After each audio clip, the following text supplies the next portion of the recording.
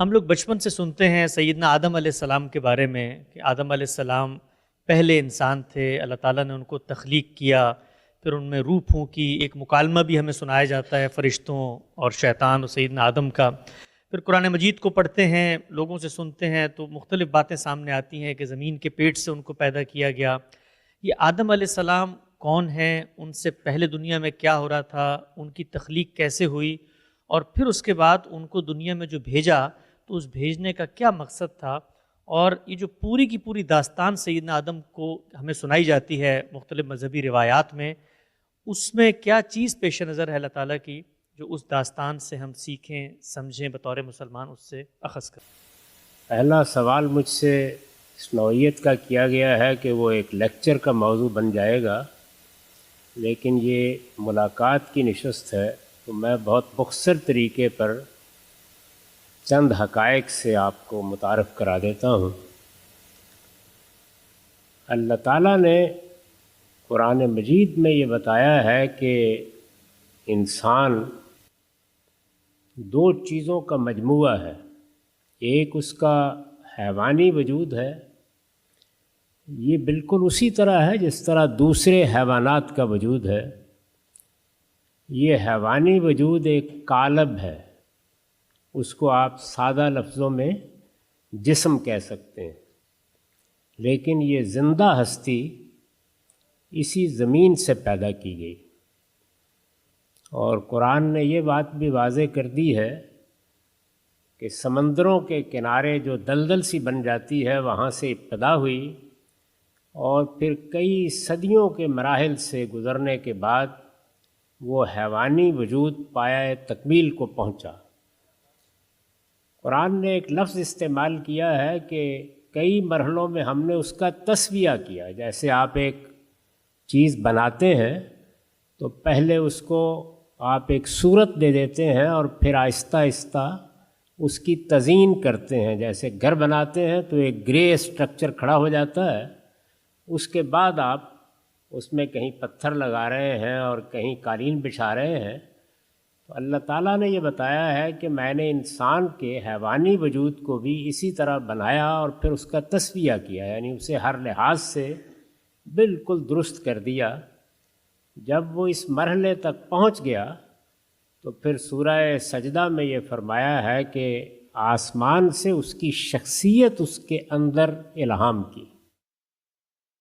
اس طرح انسان اپنے جسم یا اپنے قالب کے لحاظ سے ایک زمینی ہستی ہے اور اسی طرح بنا ہے جس طرح کے دوسرے جانور پیدا ہوئے ہیں، لیکن انسانوں کی جو نسل اس وقت موجود تھی اور اس کے حیوانی وجود کے بے شمار نمونے پیدا ہو چکے تھے، ان میں سے دو کا انتخاب کر کے انہیں انسانی شخصیت دی گئی۔ تو انہی کو قرآن مجید نے آدم و حوا کی حیثیت سے متعارف کرایا ہے۔ حوا کا نام تو قرآن میں نہیں آیا، لیکن ان کی شخصیت کا تعارف قرآن نے کرا دیا ہے۔ تو یہ آدم و حوا ہیں جن کو پہلی مرتبہ انسانی شخصیت دی گئی اور اللہ تعالیٰ نے ان کو پیغمبری کے منصب پر فائز کیا۔ آدم علیہ السلام کو نہ صرف یہ کہ انسانی شرف حاصل ہوا، بلکہ اللہ تعالیٰ نے اپنی وحی ان پر نازل کی اور انہیں پیغمبر بنایا۔ اس واقعے سے پہلے یہ بات بھی قرآن مجید میں واضح کر دی گئی ہے کہ اللہ تعالیٰ نے یہ اسکیم اس وقت جو مخلوقات تھیں جن میں فرشتے بھی تھے، جنات بھی تھے، ان کے سامنے رکھی اور ان سے کہا کہ میں نے زمین کا ایک ذرے کے برابر ہے پوری کائنات میں اس کرۂ ارض کا انتخاب کیا ہے کہ یہاں میں اس کیچڑ سے ایک نئی مخلوق پیدا کرنے والا ہوں اور زمین کا اقتدار اس کو سونپ دوں گا۔ اس پر فرشتوں نے سوال کیا کہ جب آپ اختیار بھی دیں گے، اقتدار بھی دے دیں گے، زمین کی بادشاہی بھی اس کے سپرد کر دیں گے تو وہ بڑا فساد برپا کرے گا۔ تو اس کے جواب میں اللہ تعالیٰ نے یہ بات واضح کی کہ میری اسکیم یہ ہے کہ میں ایک اٹرنل دنیا بنانا چاہتا ہوں، ابدی دنیا۔ اس دنیا کے لیے مجھے لوگوں کا انتخاب کرنا ہے، کہ اس انتخاب کے لیے میں پہلے ان کا امتحان کروں گا، اور اس وقت یہ زمین کے اوپر امتحان کے لیے بھیجے جائیں گے، یہ پیدا ہوں گے، یہ یہاں سے رخصت ہوں گے، پھر میں ان کو اٹھاؤں گا اور اٹھا کر ان کا حساب لوں گا، اور پھر جو اس حساب میں کامیاب ہوگا اس کو اپنی جنت میں آباد کروں گا، جہاں موت کا خاتمہ ہو جائے گا، اور یہ ہمیشہ ہمیشہ کے لیے اس میں رہیں گے۔ تو اس مقصد کے لیے انسان کو بنایا گیا کہ وہ خدا کی ابدی دنیا میں آباد ہو، وہ ایٹرنل لائف اس کو دی جائے، اور اس دنیا میں وہ اس لیے بھیجا گیا کہ وہ پاکیزگی کا امتحان دے۔ یہ سارا امتحان کیا ہے؟ پیوریفیکیشن کا۔ انسان کے اندر خیر بھی ہے، شر بھی ہے، اس کے اندر نیکی اور بدی کا شعور ہے، اس میں اس کو زیادہ سے زیادہ پاکیزہ ہو کر دنیا سے رخصت ہونا ہے۔ تو جو اس پاکیزگی میں جتنا بڑا مقام پائے گا، جتنی زیادہ ترقی کرے گا، اس کے لحاظ سے جنت میں اس کے لیے مراتب ہیں۔ اس اسکیم کو سامنے رکھ کر انسان کو اس دنیا میں بھیجا گیا ہے۔ تو یہ میں نے مختصر طریقے پر وہ داستان آپ کے سامنے رکھ دی ہے، چونکہ یہ ملاقات اور سوالوں کی نشست ہے، اس وجہ سے زیادہ تفصیل نہیں کی جا سکتی۔ سر، نظریہ ارتقاء یعنی ایولیوشن کے حوالے سے آپ نے پہلے بھی بات کی ہے، مگر اس میں ایک سوال بار بار ہمارے سامنے آ جاتا ہے حضرت آدم علیہ السلام کے حوالے سے۔ آیا کہ ان کی اثر نو تخلیق کی گئی، یا جو قالب تھا یا جو بھی سپیشیز اس وقت تھیں ان میں سے ان کو سلیکٹ کر کے انہیں انسانیت کا شرف بخشا گیا؟ اس کو اگر آپ تھوڑا سا کلیریفائی کر دیں، اور جو بھی آپ کا نقطہ نظر ہے قرآن مجید کی روشنی میں موجودہ علم کو نظریہ ارتقاء کے حوالے سے جیسے بھی آپ دیکھتے ہیں، اس کو اگر خلاصہ اگر ایک دفعہ پھر سے بیان فرما دیں تو بڑی مہربانی ہوگی۔ یہ میں کئی مرتبہ عرض کر چکا ہوں کہ سائنسی تحقیقات قرآن کا اصلاً موضوع نہیں ہے۔ جی، نہ اللہ تعالیٰ نے اپنی کتاب اس مقصد سے نازل کی ہے۔ یہ دنیا ہے، اس دنیا میں انسان کو بہت کچھ علم و عقل دے کر بھیجا گیا ہے، تو وہ تحقیق بھی کرتا ہے، اس کے اندر جستجو بھی ہے، وہ ماضی کو بھی جاننا چاہتا ہے، حال کو بھی جاننا چاہتا ہے، مستقبل کو بھی جاننا چاہتا ہے۔ ہم اس وقت دیکھ رہے ہیں کہ اس کی کوئی ایسی بڑی ضرورت تو نہیں پڑ گئی تھی، لیکن ہم کوشش کر رہے ہیں کہ چاند پر بھی ہو آئیں، مریخ پر بھی ہو آئیں۔ اگر آگے جانے کی کوئی سہولت ہو تو وہاں بھی جانے سے دریغ نہیں کریں گے۔ جی، دنیا میں بے شمار چیزیں ہیں جن کو سیکھنے جاننے کے لیے اتنی غیر معمولی جستجو اللہ تعالیٰ نے ہمارے اندر رکھی ہے کہ یہ آپ دیکھتے ہیں بعض اوقات کہ لوگ اپنی جان جوخم میں ڈال دیتے ہیں۔ وہ پرندوں کے بارے میں، جانوروں کے بارے میں، درندوں کے بارے میں، آپ کو چونٹیوں کے بارے میں کیا کیا معلومات فراہم کرتے ہیں۔ یہی معاملہ ان چیزوں کا ہے جن کی ہمیں ضرورت لاحق ہوتی ہے، جیسے طب میں جو تحقیقات کی ہیں ہم نے، یا سرجری کے نئے پہلو ایجاد کیے ہیں، تو وہ ظاہر ہے کہ انسان کی ضرورت ہے۔ اللہ تعالیٰ نے اس سے صاف معلوم ہوتا ہے کہ انسان کو بڑی غیر معمولی صفات دے کے بھیجا ہے، بڑی غیر معمولی صلاحیتیں دے کے بھیجا ہے۔ چنانچہ ان چیزوں کو اس نے اپنی کتابوں کا موضوع نہیں بنایا۔ پیغمبروں کا موضوع یا کتابوں کا موضوع وہی ہے جس کو قرآن ایک لفظ میں بیان کرتا ہے، انذار و بشارت، یعنی لوگوں کو خبردار کرنا کہ یہ دنیا کی زندگی اپنے سارے مال و منال کے باوس ایک متاع غرور ہے، اس کے بعد وہ دنیا آنے والی ہے جس میں تمہیں ابدی طور پر جینا ہے، تم اس کی تیاری کرو۔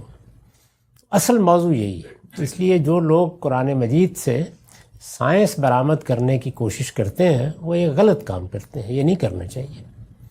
جو کچھ ہے وہ کیا ہے کہ اللہ تعالیٰ کو اب اس مقدمے کو واضح کرنا ہے، یعنی یہ دنیا عارضی ہے، میں اس کائنات کا خالق ہوں، میں تنہا ہوں، اور ایک دن تم نے میرے حضور میں ملاقات کے لیے اٹھنا ہے۔ یہ بنیادی بات ہے۔ اس کو واضح کرنے کے لیے انسان کے سامنے دلائل پیش کیے جاتے ہیں، استدلال کیا جاتا ہے۔ دلائل آفاقی بھی ہیں، انفسی بھی، یعنی اس کائنات کی طرف توجہ دلائی جاتی ہے، اس میں دلائل پیش کیے جاتے ہیں۔ نفس انسانی کی طرف، ہمارے باطن میں بھی ایک دنیا ہے، ایک جہان اصغر ہے، اس کی طرف توجہ دلائی جاتی ہے۔ ایسے ہی علم و عقل کے مسلمات، ان کی طرف توجہ دلائی جاتی ہے۔ ماضی کی تاریخ وہ سنائی جاتی ہے۔ تو اس مقدمے کے اس بات کے لیے یہ سب باتیں ہوتی ہیں۔ اس ذیل میں جب آفاق کا ذکر آتا ہے اور یہ بتایا جاتا ہے کہ تم انسان ہو، تمہاری کیا حیثیت ہے، کیسے پیدا ہوئے تھے، تو توجہ دلانے کے لیے، یعنی انسان کے لیے اللہ نے اہتمام کیا کیا، اس کو کن مراحل سے گزارا، کس طرح بنایا، کس موقع پر بنایا، فرشتوں کا نقطہ نظر کیا تھا، یہ سب چیزیں انسان کو اس دنیا میں اسے کیا کرنا ہے یہ بتانے کے لیے سمجھائی جا رہی ہیں۔ یعنی اصلاً کوئی سائنس یا ماضی یا تاریخ بیان کرنا مقصود نہیں ہے۔ اس میں قرآن مجید ظاہر ہے اللہ کی کتاب ہے، تو وہ کوئی بات جب بیان کر دیتا ہے تو اس میں دو چیزوں کو ملحوظ رکھتا ہے۔ ایک یہ کہ جو اس کا اس وقت مخاطب ہے اس کے لیے وہ آئنسٹائن کا نظریہ اضافیت نہ بن جائے، اس لیے کہ کتاب کا اصل مقصد ہی فوت ہو جائے گا۔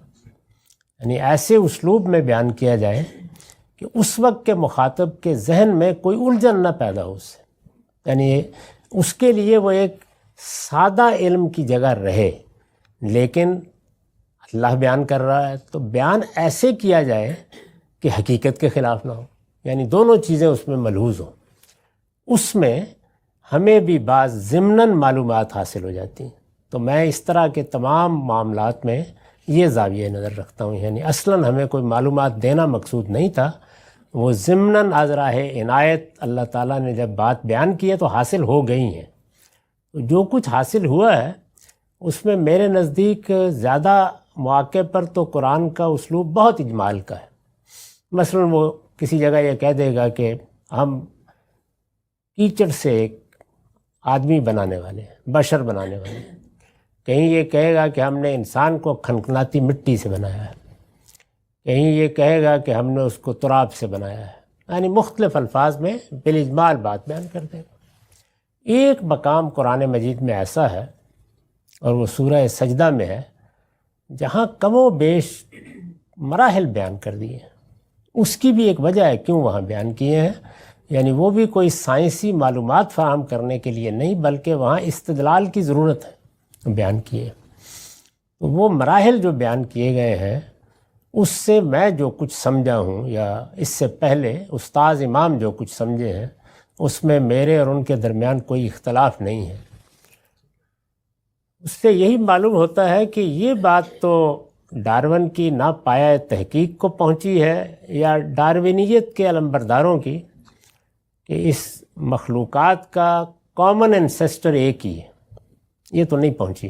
اس میں ابھی بڑے سوالات ہیں، بہت مہارائج ہیں، لیکن اتنی بات صحیح ہے کہ اللہ تعالیٰ تمام مخلوقات کو یعنی جن کو بھی پیدا کیا ہے ان کو ایسے نہیں کرتا کہ اپنی آخری صورت میں اول پیدا کر دیتا ہے، بلکہ ان کو پیدا کرتا ہے ایک را اور خام صورت میں اور پھر ان کا تسویہ کرتا ہے۔ یعنی ایک لفظ تو یہاں اختیار کیا گیا نا، کامن انسیسٹر کی جو تھیری ہے اس میں وہ ارتقاء ہے۔ قرآن نے جو لفظ استعمال کیا وہ تسویہ ہے، یعنی جس طریقے سے آپ ایک گھر بناتے ہیں تو اس میں آپ پہلے ایک گرے اسٹرکچر کھڑا کر دیتے ہیں، پھر اس کے بعد اس کی تزئین کا کام کرتے ہیں، تو اس کو اگر آپ عربی میں ادا کریں یہ تسویہ ہے۔ یہ قرآن نے یہ تعبیر کئی جگہ اختیار کی ہے، وہاں بھی استعمال کیے، فخلق فسوی، معاف کیے۔ اس میں ہر مخلوق کے بارے میں یہ قیاس کیا جا سکتا ہے کہ ایسے ہی ہوا ہے۔ چنانچہ بہت سی چیزیں ہمارے بالکل مشاہدے میں، یعنی ہم یہ دیکھتے ہیں کہ جو پھل پیدا کیے گئے تھے، جو ہماری خوراک کی چیزیں پیدا کی گئی تھیں، ان کی پہلی صورتیں وہ نہیں تھیں جو اب ہے، یعنی وہ تسویہ سے گزرتی ہیں۔ اور یہ تسویہ عام طور پر یعنی اور بھی ذرائع ہیں اس میں ماحول کردار ادا کرتا ہے، بہت سے عوامل کردار ادا کرتے ہیں، لیکن زیادہ تر یہ مثال کے طور پر آپ کے درختوں میں، پودوں میں پیوند کاری سے تسویہ ہوتا ہے، اور جانوروں میں عام طور پر یہ اختلاط سے ہوتا ہے، یعنی پیدا کرتا چلا جاتا ہے اس کائنات کا پروردگار، پھر ان میں سے بعض بہت کامل چیزوں کو لے کر، یعنی جو بظاہر یعنی اضافی صورت میں ہوتی ہیں ان کو آپ ملاتے چلے جاتے ہیں، تو ملاپ کے نتیجے میں ایک بریڈنگ کا عمل ہوتا ہے اور اس سے تسویہ ہوتا چلا جاتا ہے، نئی سے نئی صورتیں بنتی چلی جاتی ہیں۔ ہوتی وہ ایک ہی صنف ہے لیکن اس صنف میں بے انتہا تنوع پیدا ہو جاتا ہے اور گویا اس کی بڑی تزئین ہو جاتی ہے، تو یہ تسویہ کا عمل ہے۔ تو وہاں یہ بیان کیا گیا ہے کہ ہم نے انسان کو جب بنایا تو اس میں بھی یہی کیا ہے، یعنی پہلے مرحلے میں اس کا حیوانی وجود بنایا ہے، پھر اس کا تسویہ کیا ہے، اور یہ تسویہ اس کے حیوانی وجود کی تکمیل کے بعد ہوا ہے، یہ بھی بتا دیا ہے، اور تسویہ کے بعد پھر ہم نے اس کو انسانی شخصیت دی ہے۔ تو اس کا لازمی نتیجہ یہ نکلتا ہے کہ حیوانی وجود کی جو صورتیں بھی پیدا ہوئیں، اور وہ ہزاروں لاکھوں ہو سکتی ہیں، ان میں سے انتخاب ہی کیا گیا ہے، جو آپ کا سوال ہے۔ میرا رجحان یہی ہے، میں نے اس کو بیان کر دیا، سورہ سجدہ میں آپ اس کو دیکھ بھی سکتے ہیں۔